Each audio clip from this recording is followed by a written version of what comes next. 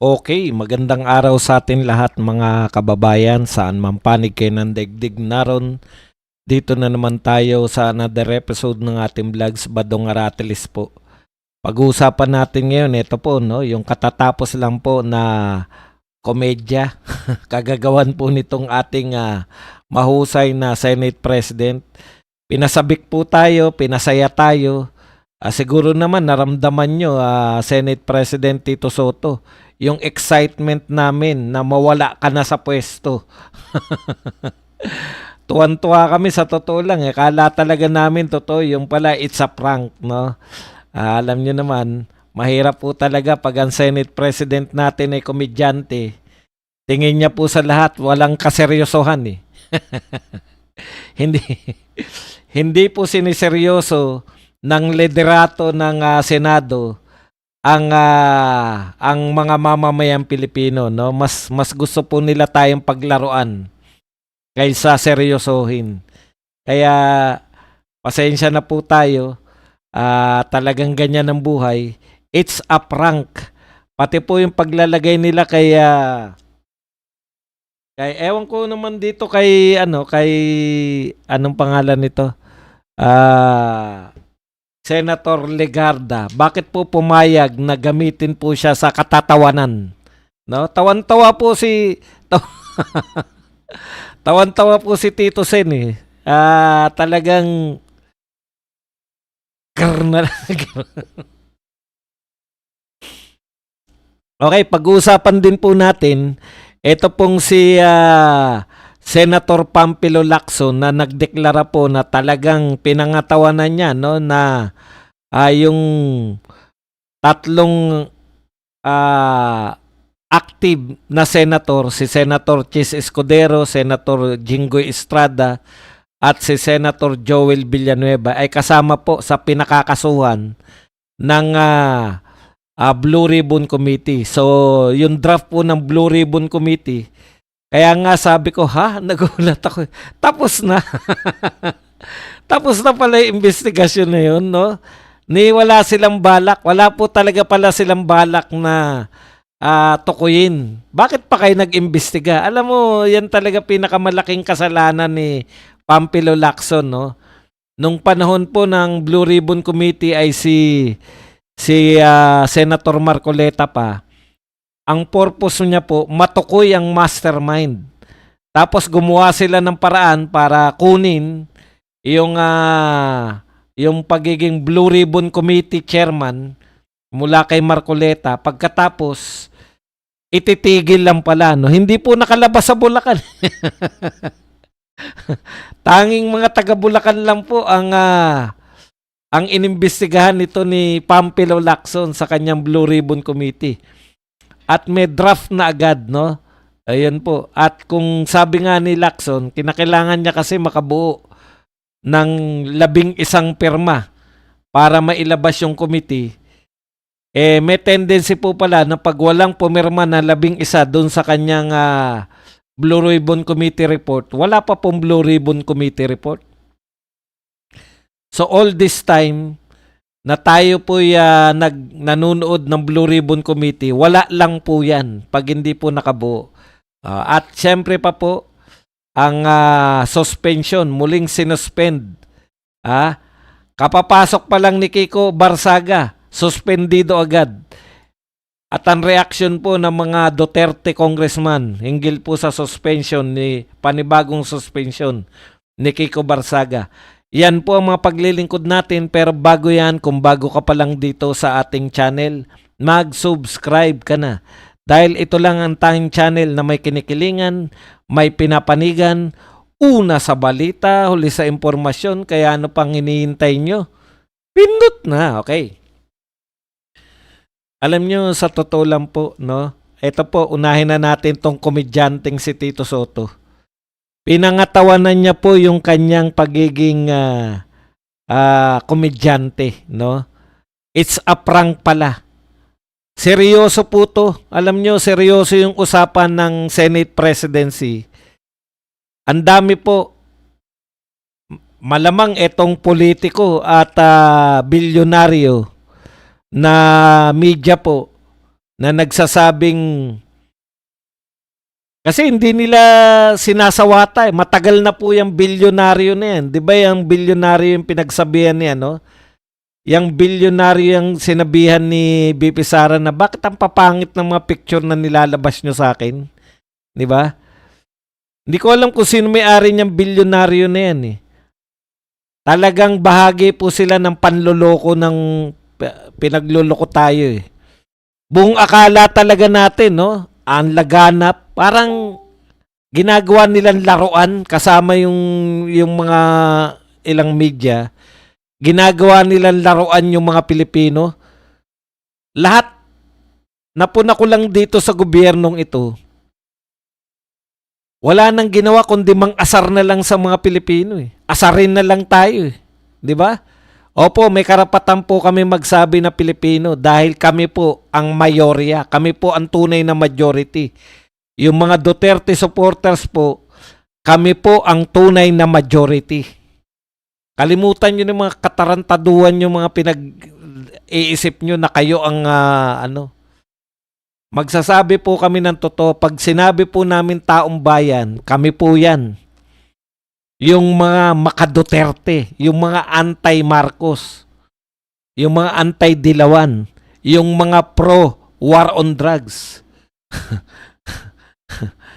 Yan po ang tunay na kami po ang may karapatan na magsabing mga mamamayang Pilipino. Okay, sa totoo lang po, hindi po ba napakalaking insulto na sa amin na pinaglalaruan niya lang kasi kay Enrique Rason yan? Talaga? Tamba? Kanino ba talaga? Teka, tanong na nga na.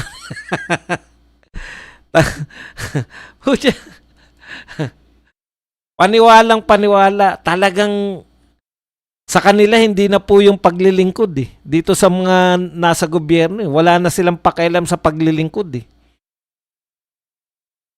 Ang gusto na lang nila, asarin ng taong bayan. Ayaw nyo sa amin. Ha? Sige, lahat ng pagkakataon na aasarin namin kayo.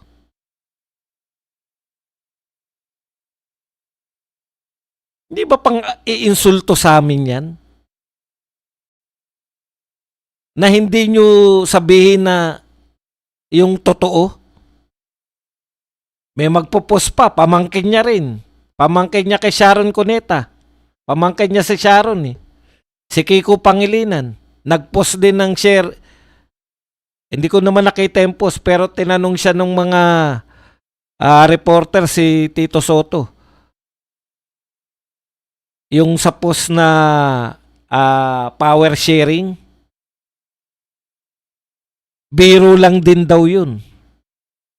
Ano ba tingin nyo sa mga Pilipino? Dapat paglaruan? Tatawanan mo na lang eh. Ako naawa ko kay Loren. Dahil sa kagustuhan niya na yung anak niya, ginigipit yung anak niya eh. Sa kagustuhan niya, ito lang ang tansya ko riyan. Sa kagustuhan niya na yung anak niya mailigtas mula sa panggigipit ni Numan. Wala namang problema doon. Lahat naman na nanay eh.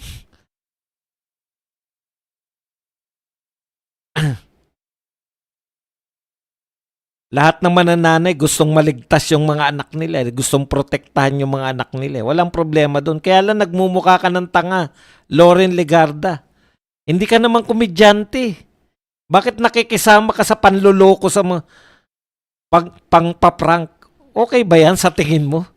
Ikaw, alam mo, Loren Legarda, nakilala ka namin kahit sa dati mong profesyon na sa ABS-CBN ka. Kilala ka bilang anong tawag dyan? Seryosong periodista, seryosong media. Hindi ka namin nakilalang, bakit talaga pumayag ka na paglaro, nakasama ka sa maglalaro sa mamamayang Pilipino?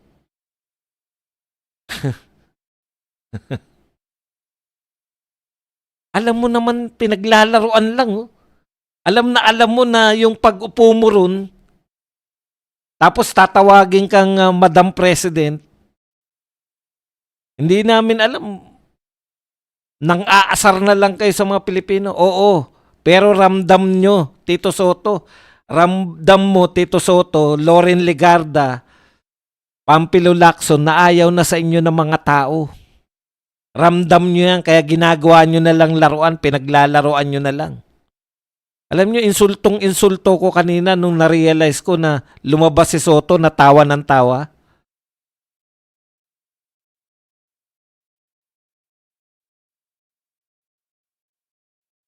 Ayan yung sinabi, nakatuan lang namin. Yung pagpapaupo nila kay Loren Legarda doon, nakatuwaan lang namin. Tatawagin siyang Madam President. Nakatuwaan lang, naghihintay ng ilang oras yung mga tao.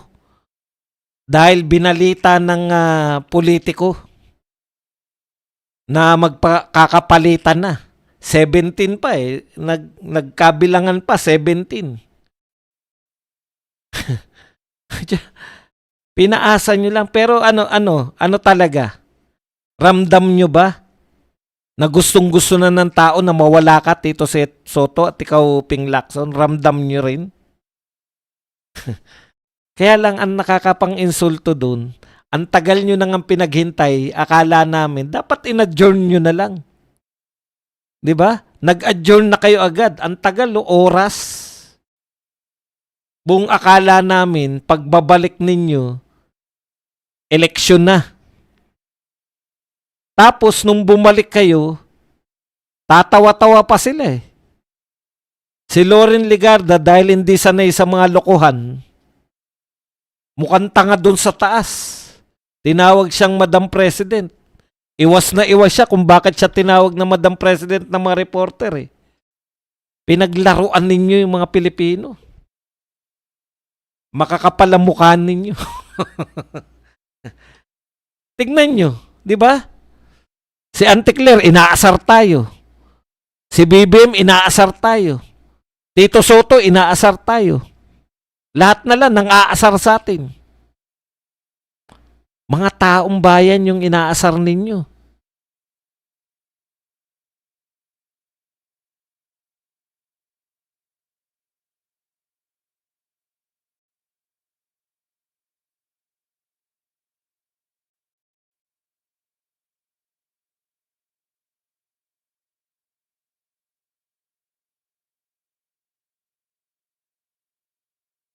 Pero alam nyo, totoo yung threat sa kanila eh. Bakit? Nagpa-picture sila kanina, the majority, 10 lang. Asa na yung mga bilyar? Alam nyo mga bilyar? Alam naman namin kung bakit kayo bumaliktad eh. Dahil ginigipit kayo eh. Ngayon, ginigipit pa rin kayo. Di ba? Kakampi pa rin kayo, ginigipit pa na kayo, di ba? Ginagawang bargaining sa inyo yung mga kakasuhan kayo. Ang pangit ng ang pangit ng papel ninyo mga bilyar, kayong dalawang bilyar.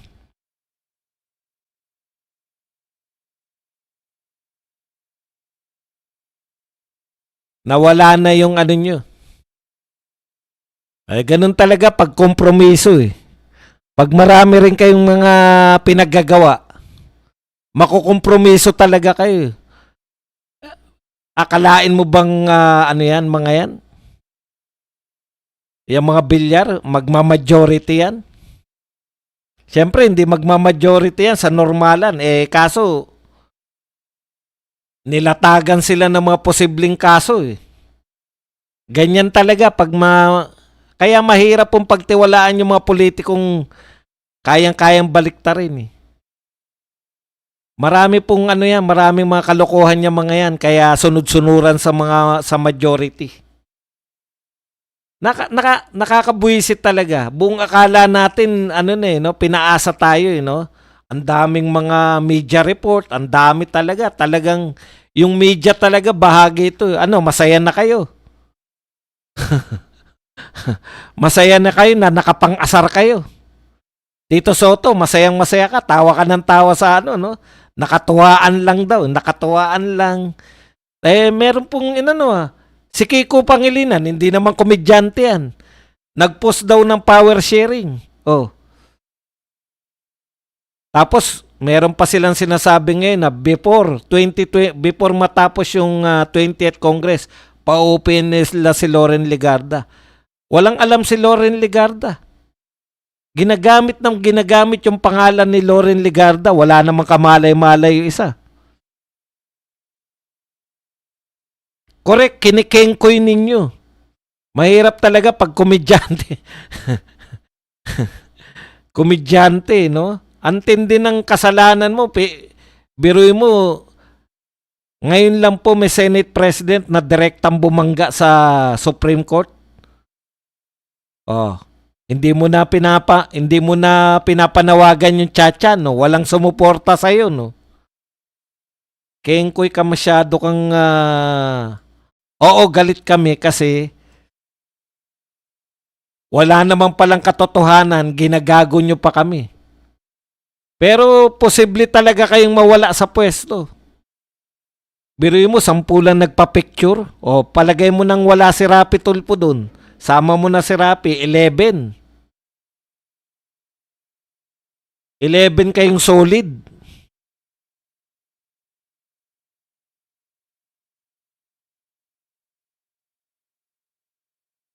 Meron pa naman anytime naman yan, hindi lang naman ngayon Pagdating ng Lunes, pag naka-13 sila, yung kabila, 11 lang kayong solid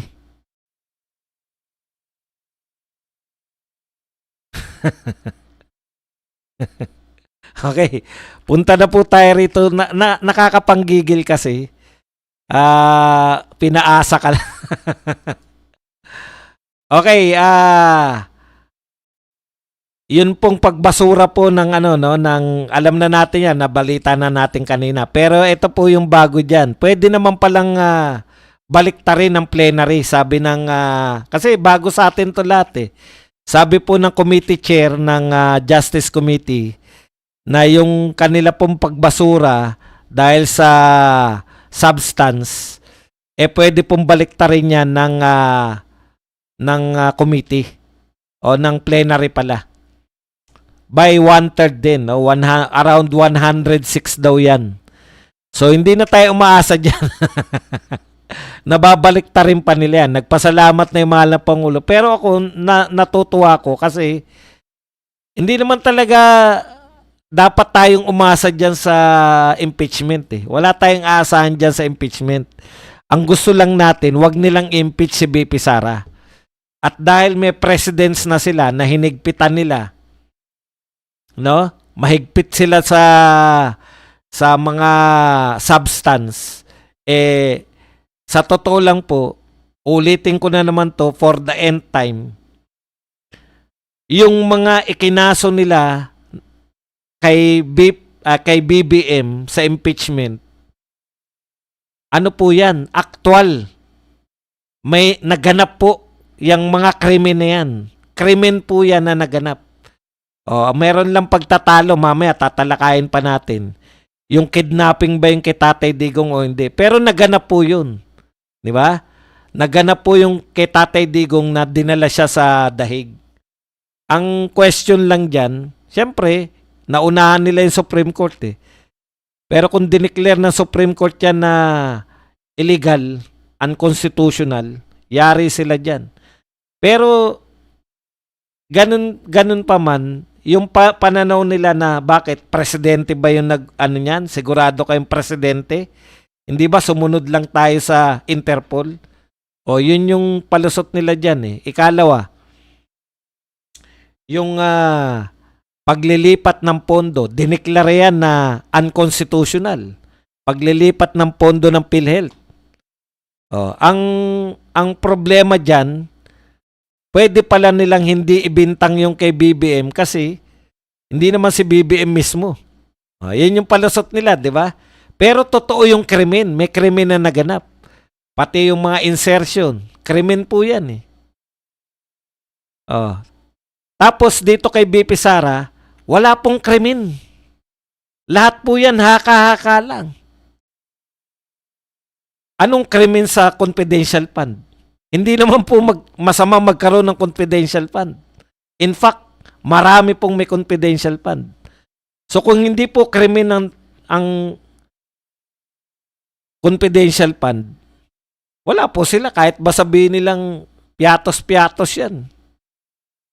Hindi naman krimen ng magkaroon ng confidential fund. Okay. Ano pa po? Yung pagtatangka di umano ni BP Sara. Yung pagtatangka na yun, ma-activate lang kung siya magurgur eh. Nagurgur na ba si BP Sara? Yan yun, no? So, meron pa raw pag-asa. Kumbaga, ICU pa lang daw. Hindi pa talaga siya, deads na deads. Okay, pag-usapan po natin, no? Ito pong ikalawa. Ito pong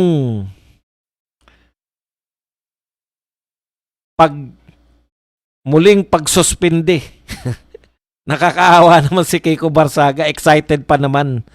Ngayong araw na to, meron siyang privilege. Hindi. Gusto niya mag-privilege speech dahil kumbaga bago pa lang eh. Muling sinuspindi po, no? The House of Representatives slaps another 60-day suspension versus Cavite 4th District Representative Francisco Kiko Barsaga with 238 yes, 10 no, and 9 abstention in the vote tally. Okay. 238 po ang nag-yes sa dapat suspindihin ng 60 days. 10 ang no at 9 abstention. Okay. Tinututulan ba natin yan? Sa totoo lang po, yan po ay house rules. Para lang po sa mga congressman yan eh. Dapat ang tumutol dyan, mga congressman. Di ba? Tayo, wala tayong pakialam dyan. Kaya lang po, ang nakakatawa kasi sa rules ninyo, rules po nila, wala tayong magagawa. Internal rules yan. Hindi naman po sa Pilipinas yan eh. Para lang po sa kanila yan. Yan po ay pagpapasya nila, pagdedisiplina nila sa kanilang mga miyembro. Kumbaga, didisiplinahin yung kanilang mga anak.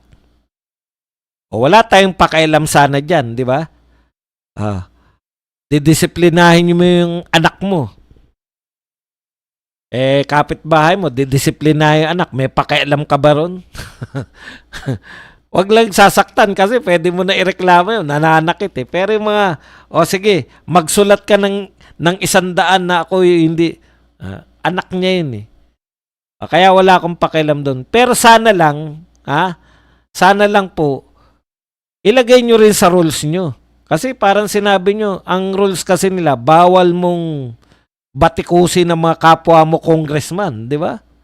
Tama nga naman, kasi papangit eh. Papangit yung kanilang itsura. Bawal mong batikusin ng kapwa mo congressman. Bawal mong siraan ng House of Representatives. O pag siniraan mo at binatikos mo, tama lang na parusahan ka.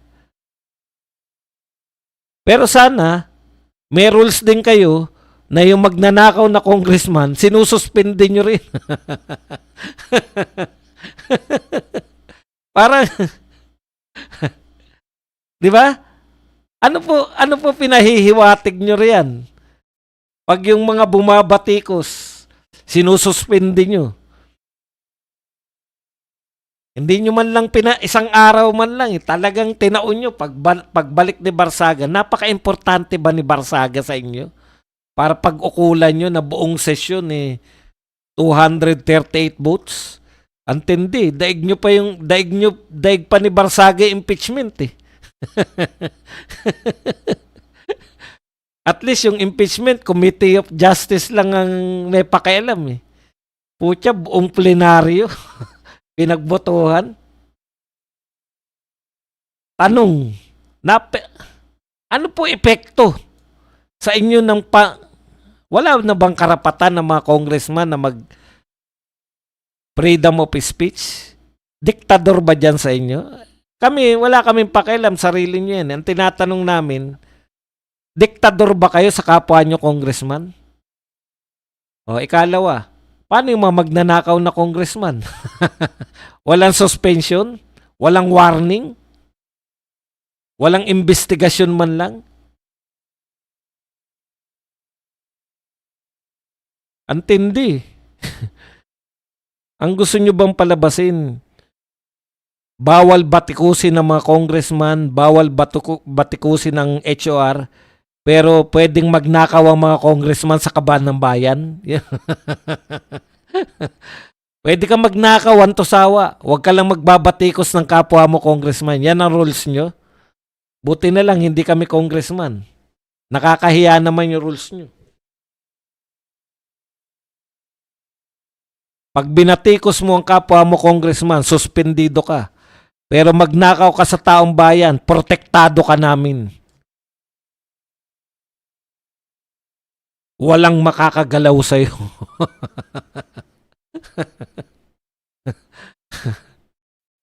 Mabuti na lang. Kahit papano may sumuporta sa kanya yung mga Duterte. Ito po ang sinabi ng mga Duterte. We express our strong opposition to the reported extension of the suspension. Yan. Paano ba palalakihan to? Hindi ko mabasa eh. We, the undersigned, express our strong opposition to the reported extension of suspension being pushed against Representative Kiko Barsaga. A handful of members of the House of Ethics Committee should not supersede the will of the thousands of voters who elected him to represent the 4th District of Cavite. His mandate comes from the people, not from the shifting sensibilities of a few colleagues. Correct. Di ba?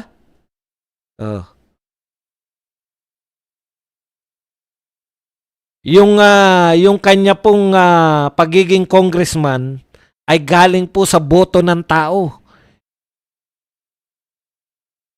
Hindi po sa inyo galing.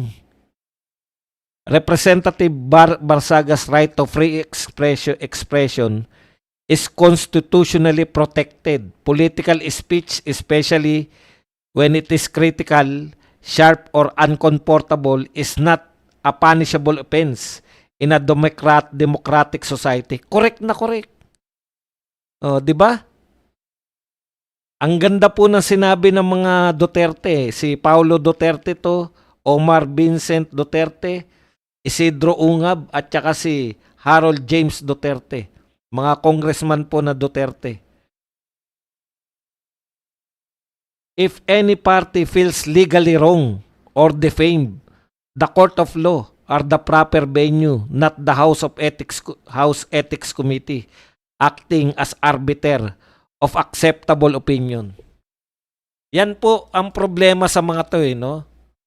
Mayroon po tayong batas.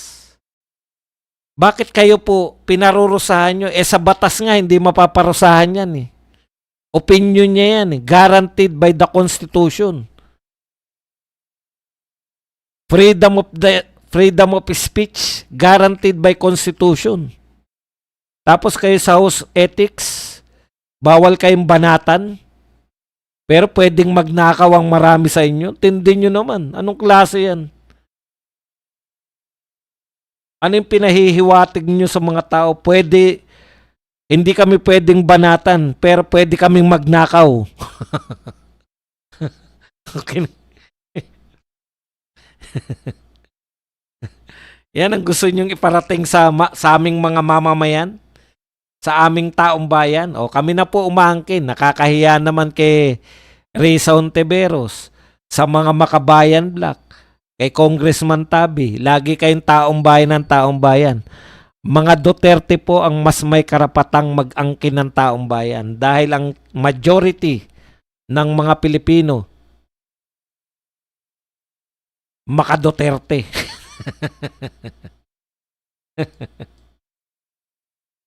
Wag na kayo. Bakit wala nang ano? Okay. Okay pa ba kayo? Eto na po tayo kay Ping Lacson. Sa pangatlong issue na tayo. Si Ping Lacson po, bilang chairman ng Blue Ribbon Committee, pinanindigan ng rekomendasyon na kasuhan ng ilang kasamahang senador. Ayan. Sabi po ni Senator Ping Lacson, Blue Ribbon Committee's recommendation to file charges against several fellow senators over alleged anomalies in the flood control project. Yan. Yung findings daw ng Blue Ribbon Committee ay supported by evidence and aligned with the ongoing probes by other investigative agency. Okay, nagtataka lang ako, Lacson. Matapos mong agawin kay Marcoleta yung Blue Ribbon, tigil na pala kasi magsusulat ka na eh. Ang aga niya naman bumitaw.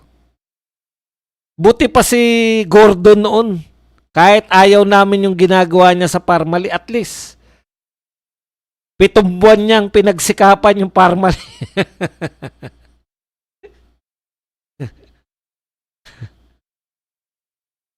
At least totoo siya nag-imbestiga. Eh sa'yo, palabas mo lang yung investigasyon mo eh. Wala naman akong problema dyan, no? Wala akong problema kung napatunayan ninyo yung 3 senador na aktibo. Si Chis Escudero, si Joel Villanueva, tsaka si Jinggoy ay napatunayan mo sa iyong investigasyon na sila ay tumanggap ng kotong. No?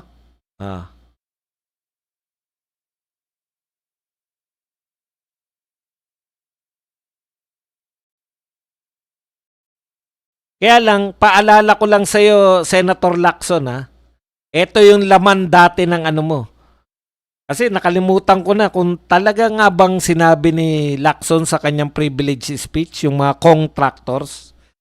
Ito po, papaalala lang namin sa inyo, Mr. Senator. Walang problema yung mga senador, okay yan. Kasi sinabi mo yan sa privilege speech mo eh. Ito yung mga key details ng yung expose noong August 20, 2025. Sabi mo merong mga contractors and senators. So ang meaning mo ng contractors, yung mga congressman contractors. At saka yung mga senators naman, yung mga senators receiving kickbacks. So okay yan, walang problema. No? Sinabi mo yan noong August 20, 2025 na privilege speech mo, flooded gates of corruption. Sinabi mo yan na meron talagang mga corrupt na congressman at mga corrupt na senators. Okay. Ngayon ang tanong. Sabi mo, 67 members of the House ay contractors. Establish na natin, may senators. Ayan, paparusahan mo na kasi ire-recommenda mo na pala. Privilege speech mo to Hindi to sa before ka maging Blue Ribbon Committee. Sabi mo, may 67 contractors. At may senators. Yung senators, okay tayo dyan. Pero sa contractors, bakit ni isa? Wala kang contractors. Sana yung 67? Bakit hindi mo rin i-recommendang kasuhan? O, eto ang tanong. Wag na yung kasuhan. Bakit hindi mo man lang sila inimbestigahan? Badong, meron nga tayong interparliamentary. Hindi po yan. Hindi po bawal imbestigahan yung mga congressman. Bakit? Automatic, pag nag-imbestiga ka ba ng isang tao, yung tao lang na yun ang imbestigahan mo? Contractor sabi mo eh. Di meron silang opisina. Malamang ang pananaw namin diyan, meron silang anong tawag natin do, kunwaring contractor na either ka mag-anak nila o dami, di ba? Yan yung pagkakaintindi ko kung contractor kasi bawal eh. Bawal po na maging contractor yung mga congressman.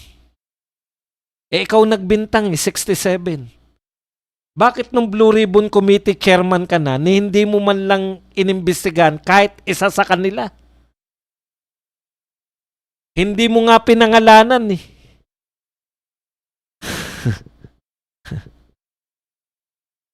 Ikaw na, ewan ko kung sa'yo ko na narinig to.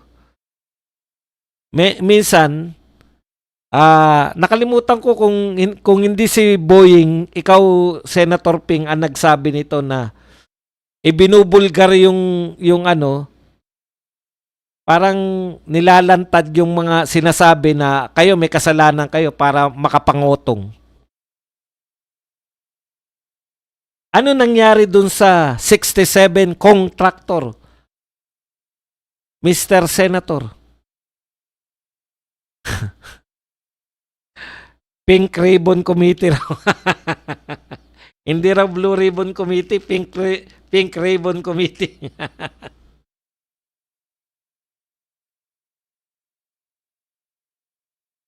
BRC Chairman, bakit hindi po kayo nag-imbestiga ng mga contractor? Binalik ko lang po yung privilege speech nyo.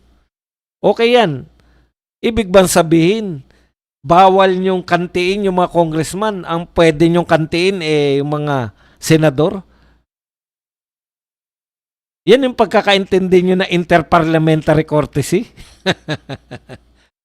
Pwede naman po. Ginawa po yan ng House of Representative kay Laila de Lima. Alam nyo kung anong ginawa niya? Senator Ping Lacson ng House of Representative dati? Hindi po dumalo si de Lima.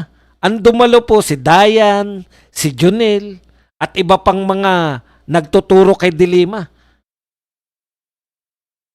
Bakit hindi nyo po inimbitahan yung mga kontraktor na pinaghihinalaan nyo na kamag-anak or dami lang ng mga congressman? Ng 67 congressman. Wala ni isa eh. Uminog ang investigation nyo sa Blue Ribbon Committee.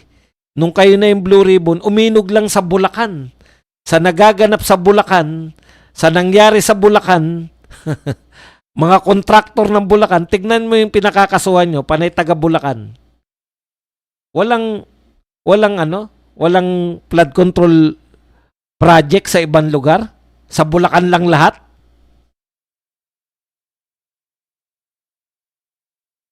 Yan ang Blue Ribbon Committee mo. Ito po ang masakit dyan. No? So magkikreate po siya. May tendency pala na hindi pumirma yung mga senador. Ano pong mangyayari pag hindi po pumirma yung mga miyembro ng committee?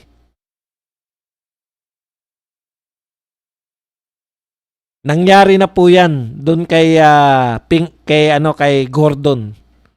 Blue Ribbon Committee siya, nagsulat siya ng draft. Hindi pumirma yung mga miyembro niya. Wala lang, nagsayang lang tayo ng panahon. Nagsayang lang tayo ng oras. Walang silbi ang Blue Ribbon Committee kung hindi pipirma yung mga members. Para saan yun? Eto nakita ko to. Just in. Nag-resign na si Eric Yap ng Axis Party List. Para saan yun? Nag-aksaya tayo ng pera. Pag hindi pumirma, yung at least 11 na member ng committee ng Blue Ribbon, wala lang yan. Nag-aksaya lang tayo ng pera.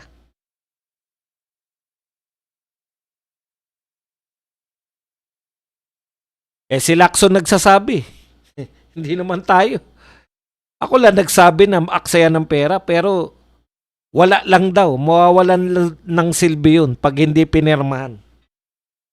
Bakit pa tayo nag-iimbestiga? Kung bahagi sila niyan, bakit hindi sila pipirma? Hindi mo na kumbinsi mismo yung mga membro ng committee na yan yung kinalabasan ng investigasyon?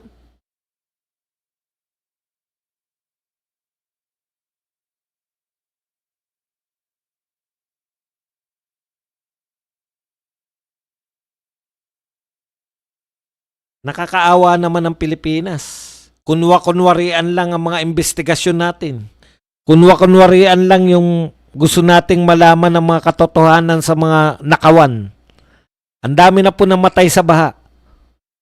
Ang dami, trilyon po ang ginastos natin sa flood control. Tapos mababalitaan mo, isisisi lang sa mga Duterte.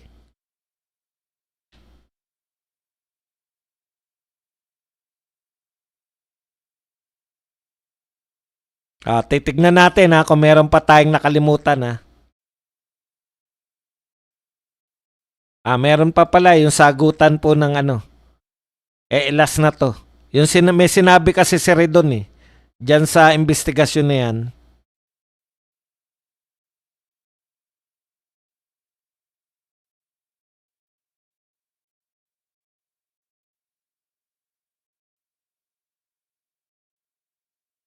Sabi ni Redon sa naganap kay Tatay Digong, ito po ay hindi kidnapping.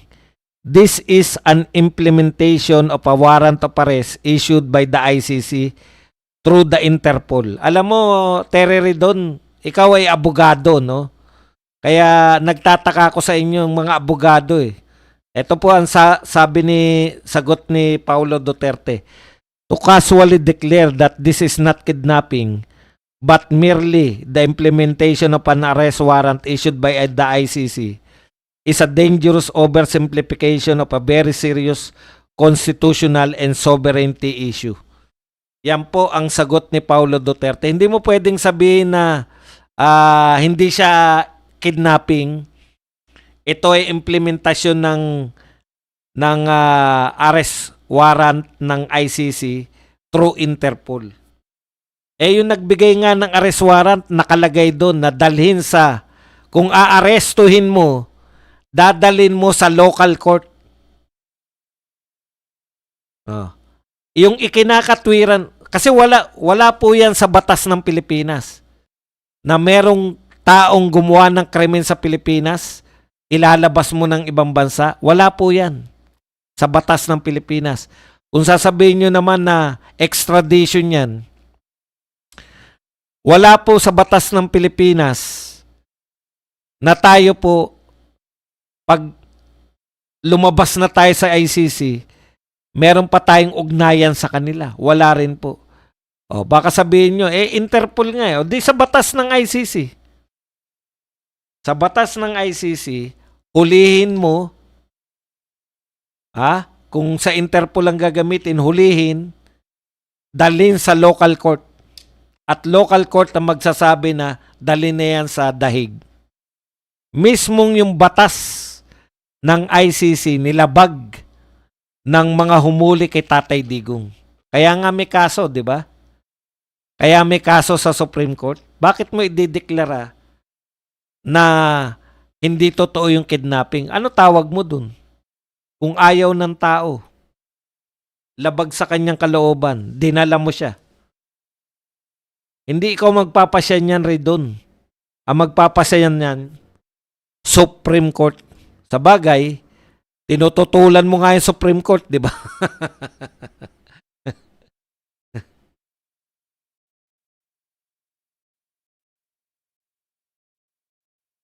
Okay, yan lang po ang ating topic. Pwede na kayo magtanong, pwede po kayo magbigay ng reaksyon.